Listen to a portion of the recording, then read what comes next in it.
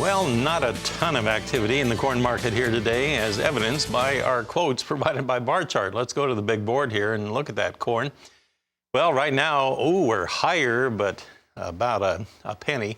586 is the last trade, and this is after it opened about a penny lower. So very exciting times in the corn market here this morning. It has been just kind of a dud of a week at this point. May corn now up a penny and a quarter. Well, so is March now. So who knows? Maybe it's the start of some firmer times ahead here. Now, on the soybean trade, we had no overnight export sales to talk about again today. So nothing really to drive the market. Yesterday, the market went down because of some rain in South America, they say. And now today, we're back up a little bit. January, 7.5 higher at 1251.5. March beans now 5 3/4 higher at 1256.5 right now. That would be roughly about 5.5, 6 cents off of our overnight high. Switching over now to our wheat, we'll go to Chicago March. It's down 8 at 780 3/4, so that's about 9 cents off of our overnight high there. In the Kansas City market, the March is trading 6 1/4 lower at 806 1/4, just about in the middle of our trading range here. And in the Minneapolis wheat, March is down 2.5 cents at 1015 3/4 per bushel. Meanwhile, March cotton now trading at 106.89. That's up 8 points on the day. Ben Hushon is with the mill in Whitehall, Maryland. He provides us each week at this time with an outlook on what's going on in the Mid-Atlantic region, what farmers are looking at there. And Ben, thanks for joining us here today. So what is the situation with farming in the Mid-Atlantic? What kind of trials and tribulations are farmers having to deal with as we head into the winter? Good morning, Marlin. Well, we talked every Tuesday for at least 3 months about how great the harvest weather was, just week after week of a tenth of rain, half-inch of rain on occasion. And we actually went back and did a little bit of math on November and have concluded in November we had less than an inch of rain the entire month. Haven't had any really to speak of, maybe a tenth over the weekend in December.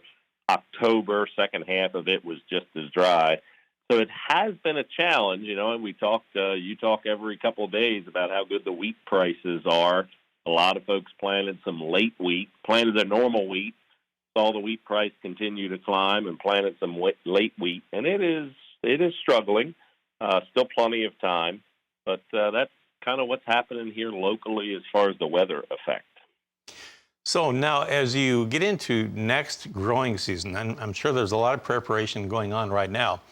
And from your discussion with our audience here over the past few years, you're kind of limited on what you can do as far as fertilizer application between now and spring planting, right?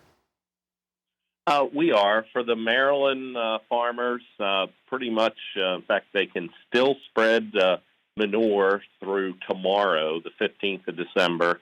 Pretty much nitrogen, any traditional fertilizer, nitrogen and phosphorus must stop application. November 1st typically is a pretty hard date. But I tell you, with fertilizer prices having doubled and then some already for 2022, we're really, really encouraging people, get out and take soil tests. It's always important, but more important than it's ever been this year for sure. Yeah, you're going to have to be just right on the money when it comes to efficiency in purchasing fertilizer and getting the most bang for the buck out there. And the big question mark is just how much is going to be available for next spring. Are you thinking you're still going to have enough supply to fill the needs or not? So I believe I'm an optimist, and I would say, based on everything that I have heard on the dry granulars, we should be good. There's always that chance that a boat, the East Coast relies heavily on imports, and that product, of course, there's always a chance every year of a boat being delayed by 2 weeks. But in general, we feel really good about supply. Liquid nitrogen, we have a lot more concern.